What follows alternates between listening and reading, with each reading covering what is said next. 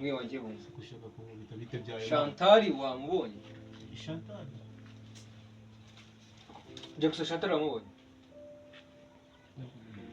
igizina giye wagira ngo ni n'ubwa mbere nge niyumvishe kabisa Alex iyo umuntu ari gukubwira Chantal wamubonye wajya uvuga yego cyangwa oya Chantal Chantal se umuntu ngenda muragira umuntu ngiwe ndakubajije ngo wamubonye cyangwa ntabwo wamubonye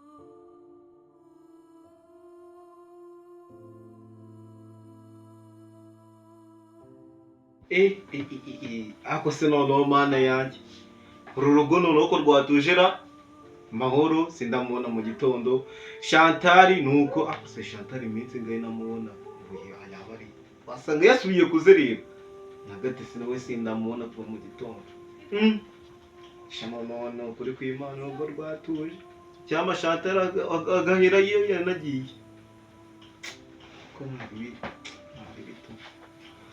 sangereyo kabisa Chantal naone ntabwo namukundaga bamuhereje hese bamuhereje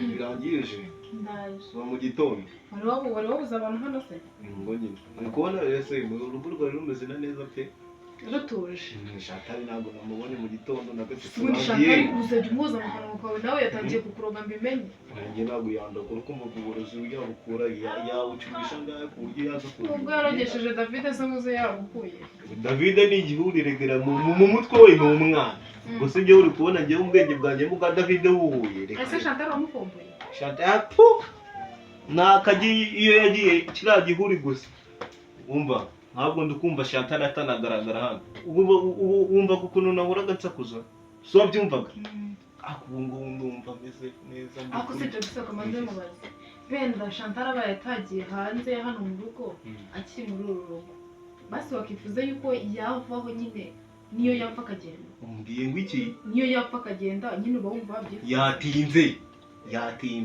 ahubwo se ahubwo wamwishe se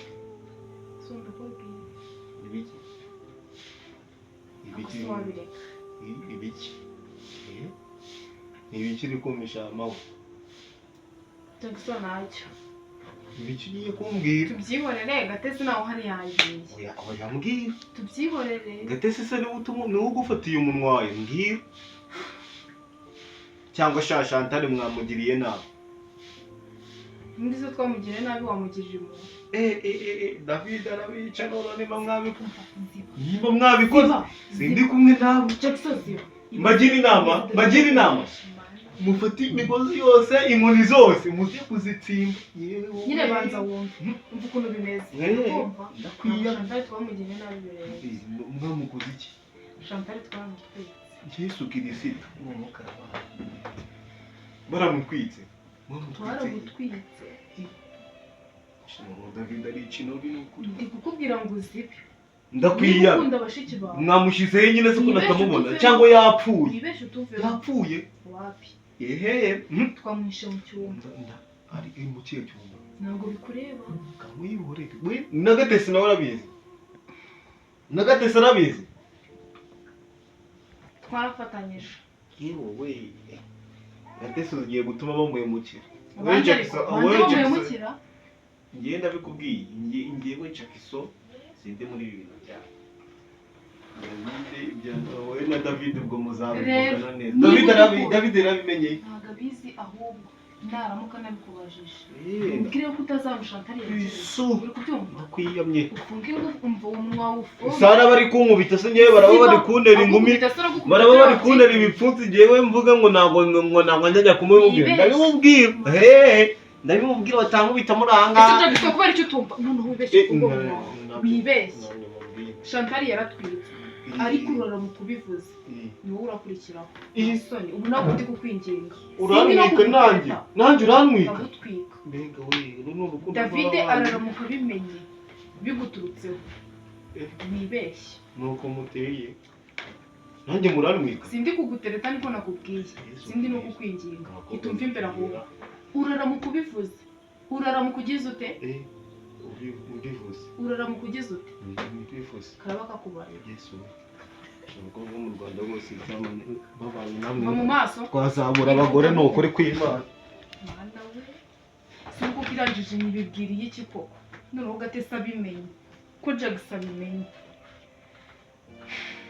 ariko ntabirenze n'ubundi byarabaye kandi n'ibiri busubire inyuma ahubwo noneho Chantal ahantu ari ameze ati kuva mu gitondo ntabwo ndajya kumureba kandi yarahiye koko ariko nta kazi ke niwe wabyiteye nanareba n'abazapfa ari n'umugomo kuko Chantal ameze nta n'amazi kuko ahora abimenye yanyica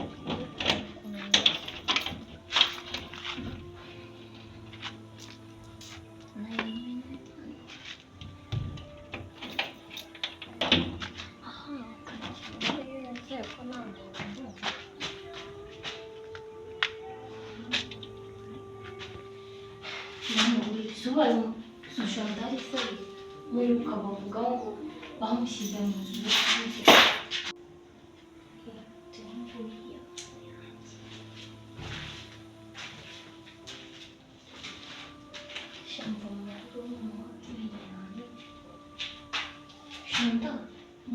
Chantal wabaye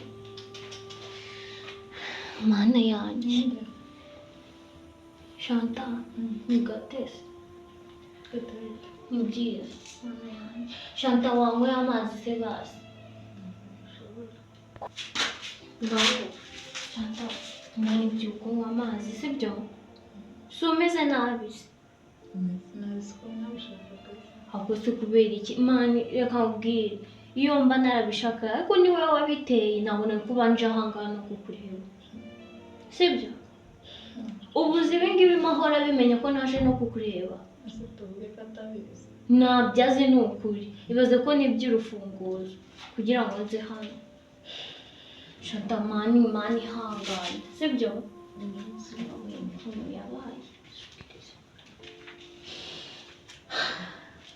amazi uzanye serine mwana we amazi rimwe iki gice uravuga ngo bakuroza ngo ibiki n'ibiki abangiza gusa ntibananira aha bakatureba uko bimeze basi yesu we wacina niko mwabyifuzaga kuko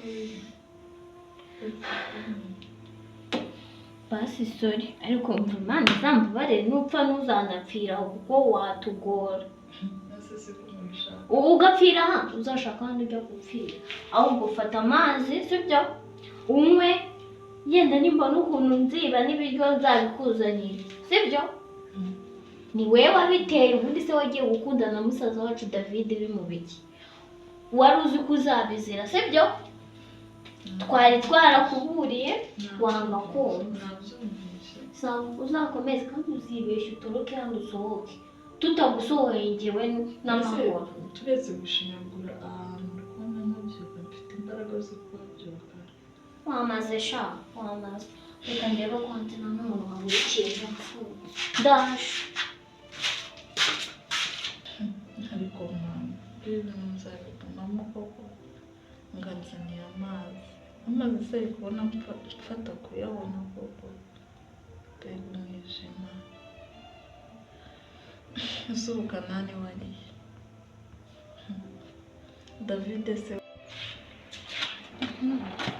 nizere ko nta muntu wabona bavuze bamba nk'uhora kaza ntambona noneho yamwishe Mwana yanjye none imutse Chantal yagiye we shimisha Chantal Mwana nese ko ndikubona umupira uri hanga hano akatoke hanze mfite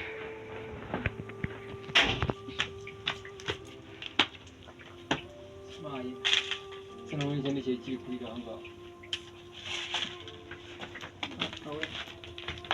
Chantal yagiye hera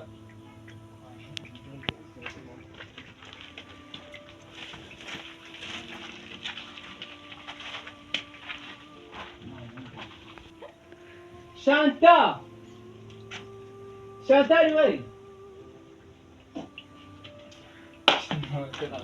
bose bamuriye se.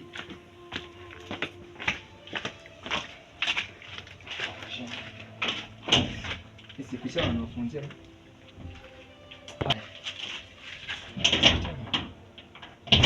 Chantal! Si ubwo wabagize ubwenge bwo kumukingira ariko n'undi nakumviraho.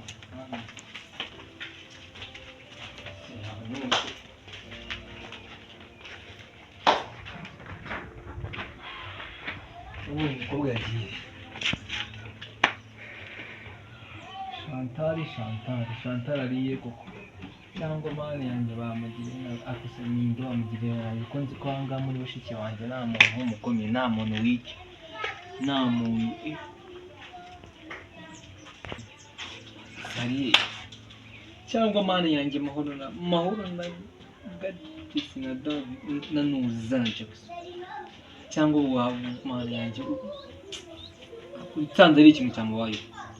Nari natitaye ko dufite isano. Bose navanye ko we.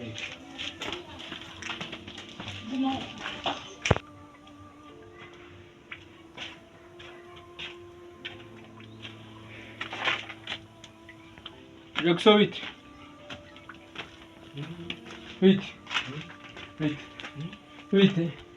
Chantal wamubonye? Akunda uruzo. Yimo nakubwiye wagiye wumva. Gushaka kumubita bite byayo. Chantal wamubonye? Chantal. Jackson Chantal wamubonye? Ikizina ngiye wagira ngo ni n'ubwa mbere nge niyumvishe kabisa. Alex, iyo umuntu ari gukubwira Chantal wamubonye, wajya uvuga yego cyangwa oya? Chantal.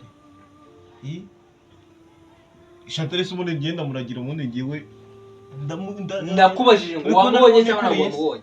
Uri kubona rubone ko wamubonye cyangwa ntabwo wamubonye? Genda ubaze mahoro ntabwo byiza. Ari hehe mahoro? Ndabizi se. Ari hehe? Ntabwo mbizi. Gatese ari hehe?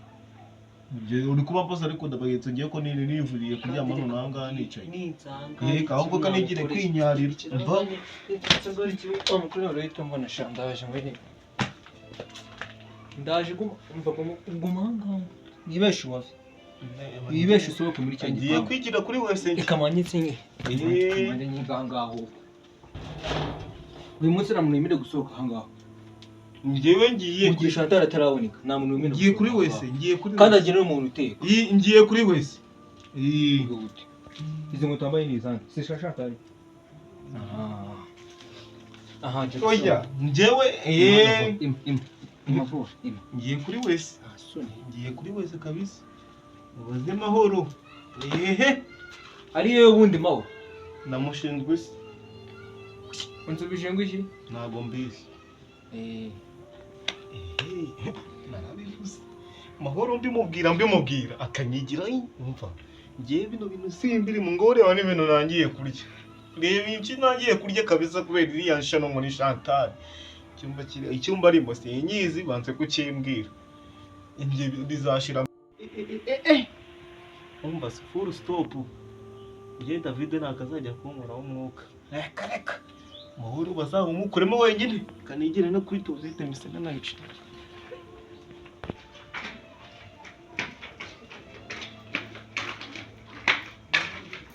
Mwe yatse umukobwa mwiza utewe.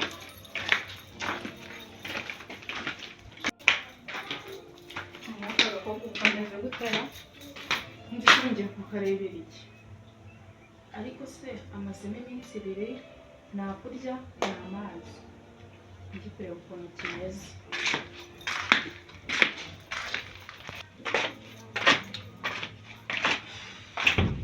Ariko umva umunsi hagize umuntu umenya ko ari mu bantu mana yanjye we uwite basi ndagusabye wakoze ibitangaza byinshi n'iki ngiki uzagikore nk'igitangaza ahubwo si urufunguzo ndabwibika we ahubwo umva ni Imana yadufashije kuba inzu yaratinze kubona abapangayi tuba twarayisheho kuko n'icyumba cyanjye nabonye ba Jackson basigaye bakijagajaga ahubwo si ubu iminsi yose amazemo ubundi ubu nsanga yarapfuye nabyakira oya andike gutekereza ibyo gupfa gusa nta n'ubwo yiruka koga mana we ese abantu n'umuntu Chantal. Cyangwa se ko bishobora kuba bikomeye. Chantal. Yewe. Chantal. Nisubwire ko unyitaba gutyo tuvuge ko nta mwuka ufite. Vugana nanjye mbi mahoro. Umeze ute? Umeze uko wabyifuje. Umeze uko ntabwo uko nabyifuje se n'ubwo ngubu uracyari guhumeka. Ahubwo se ndabona atari no kubona neza. Wahiye hehe se? Shumva ndabona ari gukira pe. Imana iri gukora ibitangaza. None se ibi ni ibiki ndi kubona hano? Iki gikombe ninde wakizanye hano? None se nyine kutajya mu nzu urufunguzo akaba ari njye wari urufite, ninde waje hano? Wimbeshye. Iki gikombe ninde wakizanye hano?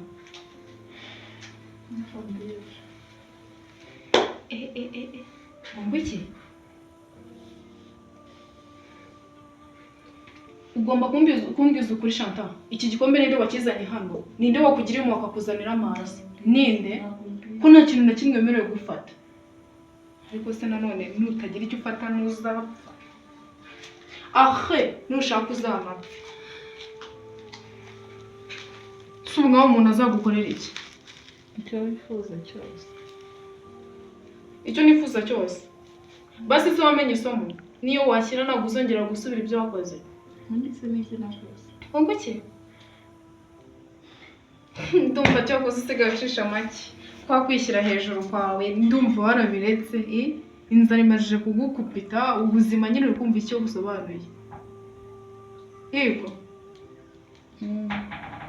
Ahubwo se umuntu wakuzaniye amazi ntiyakuzaniye n'ibiryo? Si wanze kumumbwira? Ugenda waje bavandimwe. Si wanze kumumbwira? Njyewe ubwanjye ndaje nshaka amakuru ndamwimenyera. Ariko nimumenye. Shaka umuntu nashobora kuba ashaka isomo nk'iryo wahawe. Ariko se ubundi Shamana we. Sha umva utajya ngo ni nimwe zari zinzanye hano. Wapi pe? Wese nakugirira impuhwe. Ndabizi. Urabizi ko nta muntu nakugirira. Umva Chantal waje hano ndi umuntu ugira umutima mwiza. Gusa wamaye impamvu yo kujugunya umutima mwiza nari mfite. Ibyo warubizi? Nimba wari uwawe uzawugumana cyangwa ube warakuvuye. Ubundi kuki kuko twagutwitse warapfubye. Warapfubye nicyo kibazo. Genda ishisha nduyazana. Nyakumeneho. Utagwa hano. Kuko uguye hano nitwe twabibazwa. Kandi ari wowe wabyifuje. Ntabwo Mana disigaye waracishije make. Sha Imana iri gukora igitangaza pe. Ubusazongera kwihanira kuri Gatesi nk'uko wabikoraga. Ubuse David waharaniraga ubu ngubu umugezeho. Umva reka mbanze mubwire. David ni musaza wacu utaraza yari umuntu muzima ariko aho waziye. Menya ari waramuroze. Wamugize igicucu ariko tuzajya kumurogoza. Mu gihe nawe utazaba ukiri muri runo rugo. Uri kubyumva neza? Ikindi nunabyuka ahangaha. Nubyuka uzamenye yuko rwose iwacu utazaba ugihari. Ibyo ngibyo bimenye. Wanze kumbwira umuntu wakuzaniye amazi. Ariko n'ubundi uri kwigora. Kereka niba yakuzaniye ibirenze amazi cyangwa ubundi wasanga yanabihishemo hano. Ariko mva ndabona nabirimo. Inzara ibanze kukubitire hano uri kubyumva? Inyota ikwice nibwo uzamenya isomo. Aya mazi kanjye kuyamena. Mva wamaze wanga no kuyanywa. Ngiye kuyamena. Urukundo utatweretse ubundi ni gute twebwe twarukwereka? Herega wasanze turi imfubyi uravuga uti abangaba ngomba kubakandamiza. Udusanze mu mutungo wa mama na data. Ntabyo ugezeho. Shyano gusa. Ubu ngiye guhangana mba n'ikigori cyakuzanira amazi. Ngiye kubonana. Birakaze no kuri Imana. Ariko se ubu ngubu Gatesi niwe wari uzi ahantu urufunguzo rubitse arambona. Ubu ngubu ngiye kubonana nawe ambwira ukuntu gifata akazi na Chantal. Amazi yo kunywa ariko se mwana wanjye ibi bintu koko bizarangira ryari? Afite nk'ukwezi agiye kuryama hano, nta kibazo bwo bizagenda gute? Mana yanjye ubu kuko ibi ni ibiki bibaye muri ino nzu. Ndebera David, ndebera noneho Chantal mana yanjye uzungu. Mahoro dore azanye ishyano muri uru rugo, ni wowe wamutwitse mubuze. Nibamufunga ntabwo nzaba ndimo, reba nk'ukuntu yabaye. Ngo cye ahubwo ubundi gate njyewe ubu ngubu wanancanze muri make. Ubundi ugira ubwenge, uri kumviriza nyine ugira ubwenge. ndabugira Ntabwo nari ndi gukumviriza. Uratekereza se cyane wongeho ngora cyane. Nshaka kumenya umuntu wasiriye amazi Chantal. Amazi Chantal Nshaka kumumenya. yakubwiye wayamushiriye se? Nshaka kumumenya, ndi kumukubaza ariko muzi. Nshaka kumenya umuntu washyira amazi Chantal. Gira vuba Ambwira iki? uriya muntu w'abandi wishe Chantal wa David Yapfuye se? arenda gupfa. Bagiye mu rukiko se ku buryo bahinduranyije amazina? Yego. David se ni igiki? ndabikubwira. Nyine David ni igiki muri Chantal uru rugo? napfira muri uru rugo, shaka umushyira Azashyingurwa n'abandi. azashyingurwa apfiriye muri uru rugo. Uzi ko we batakujyana, ni nawe mukuru Bande bajyana. bakujyana. Ariko ubundi wangabanyijeho umuntu. Ndi kukubaza. Subiza ibintu ndi kukubaza. Ninde wamushiriye amazi? Udashyiriye Chantal amazi. Ningewe nari ngiye kureba uko ameze. Ninde wari wabigutumye? Wagiye nabwo uburenganzira se? Ariko kamubwire Nyine ngubu yaba yapfiriyemo gate ndakwiyana. ndakwiyana n'umubito. Iyo apfiriyemo se wumva ko ari wowe wabugiriye. Higo. Umugome Ndetse uzi ko mahoro. amaherezo yari ayahe? Kuki Uzi ko iherezo ryari ririhe? azapfa? Wamuroze se? Nawe naroze. Ahubwo nshaka kumenya wamushyiriye amazi mupanga iki? Ushinzwe kumushyira amazi utamumenyesheje, ikindi wamushyiriye ni igiki? Nshaka kubimenya. Oya mu mazi ho nta kintu nashizemo. Nshaka kumenya ikindi wamushyiriye kitari amazi. Noneho niba wamugabuye byo nubimbwira kuko Oya ndakwica. ntabyo namuhaye kubera ko ubundi se batetse umunsi. Ntabwo ibyo ngibyo bindeba ngiye no kurya hano sinzi biri kure. Ntundi ko mbona ntabwo ufite ari we watwitse umunsi. Ubwoba bw'igeze. Yapfuye se? Wakwambitse amapingu. Ntabwo banzagira. Ntabwo nzagira. Bazakogosha uwo musatsi, ujye urya impungure, bajye bakudiha, utunde ibintu. Ngabanyaho umuntu. Icyo nzapfa nawe ni icyo. Ubundi se bazajyana ubusigare. Ngeze nakoze iki? Nta kintu wakoze. Ntacyo. Watetse amazi nyamumenya. Njye nayo umuceri Ariko nari wageze ute neza. ngo babe umufatanyacyaha. Ikindi cyane ko niyo banjyana na tatuma we bakujyana. We wagwayo. Wese wagaruka. Gusa mbanze mubwire. Rimwe kabiri gatatu. Mwiyame. Musubiriremo mwiyame. Chantal n'amazi akeneye, nta byo kurya akeneye, nta koga akeneye. Nashaka azabureremo hariya. Uri kubyumva neza?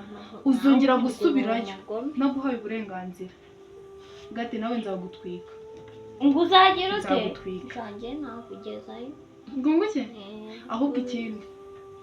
Ibyabaye ubimire. Shumva nta muntu ndabibwira. Ubimire. Kandi uko ujya hariya hepfo niko bazajya bagumya bakuneka ngo barebe ahantu uba ugiye. Uzajya ujya gukingura hariya utabimenyesheje, umunsi David yagukurikiye akagufata. Uzabyitwara muti? Ariko narebye ko nta muntu wambonye. Ubizi ute se niba nawe wari uri kugucunga ngo nawe arebe ko utamubonye? Uruzi ko uneka nawe bakuneka. Katwizere yuko nawe ahubwo. Icyo cyizere ngiye nacyo nkeneye aka kanya ndi kukubwira ngo uzaramuka usubiye kureba Chantal. Uzambona. Jackson nawe ntabimubwiye mbona arimo aritarutsa. Yicuje n'icyatumye mbimubwira. Ashobora kuzatuvamo. Nyine ujye ubimenya ashobora kuzakuvamo wowe. Yishiramo. Wowe bazakuvamo niba Shaka turacyari umwana ko? Pe, uracyari umwana. reba ubwoba ariko wagize shabyihorera ubu wabonye ameze uzi ute ukuntu yabaye nanjye mvuyeyo reka Mana, uzi ukuntu ameze kandi amwe ndi kuvuga ngo ahubwo ari gukira shura umugomba ari gukira pe Imana nawe iri kumugirira neza Imana iri kumugirira neza gusa nyine imugirira neza se ubundi bwo napfa hariya ibizakurikira murabizi ako se ubundi kejo bundi numvaga urimo urambwira nawe ufite imipangu yo kumwuga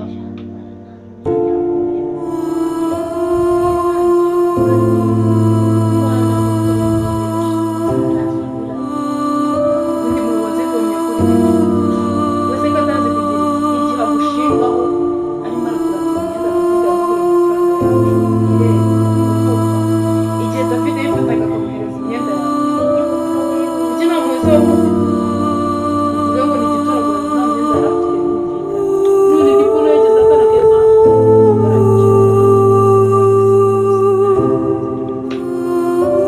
wakujyana wenyine ariko ibyo byawe ubundi ni iki leta ni iki